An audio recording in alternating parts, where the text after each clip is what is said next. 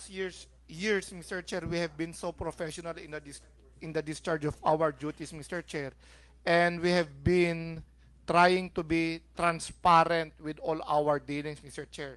I'm now compelled to speak because we are supposed to conduct a Quadcom investigation, meeting, hearing in relation to the never-ending allegation of corruption, as Attorney R.J. Faringas stated, involving the different public areas in Laoag City. I'm referring to the streets and the public plaza, Mr. Chair. If we could recall, Mr. Chair, it was this representation that initiated the non-collection of rentals in those streets in order to abide to our national law. And we already have withdrawn the collection of the rental fees, but someone is still collecting until now, Mr. Chair.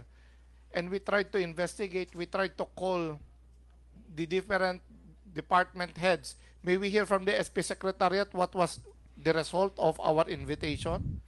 We had I had forwarded an invitation, and also to have the names of those vendors during the fiesta, Your Honor, to the esteemed tourism officer of the city. But until now, we have not yet received any response, especially those list of vendors. And I also tried calling him to please furnish us a copy of the list of vendors, but he did not heed, Your Honor. Yes, Mr. Chair, this is already our second scheduled date for the supposed hearing. We invited resource speakers from the executive branch, but our plea or our request remained to be unanswered, Mr. Chair. You know, Mr. Chair, last week I was watching the national news. I was so touched with the proclamation given by the press secretary of Malacanang when she said that the President Marcos Sr., whenever the Senate or the Congress would invite department heads of the executive branch, he would always compel them, mandate them to go to the respective investigation from the lower or upper houses, Mr. Chair. Because the purpose of which, Mr. Chair, they have nothing to hide. They have been transparent, Mr. Chair.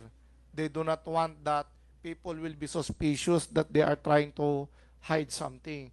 But in our case, Mr. Chair, despite of our plea of hearing the problems within our locality, we cannot get the same respect that is due to us, Mr. Chair.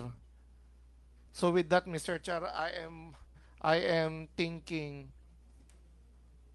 what kind of leadership do we have right now when our department heads cannot attend the call of the Sangguniang?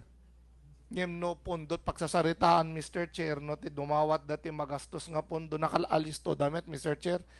No, 2 o'clock ti session tayo, adada 21:13, Mr. Chair. But if there is an investigation, Mr. Chair, I wonder, Mr.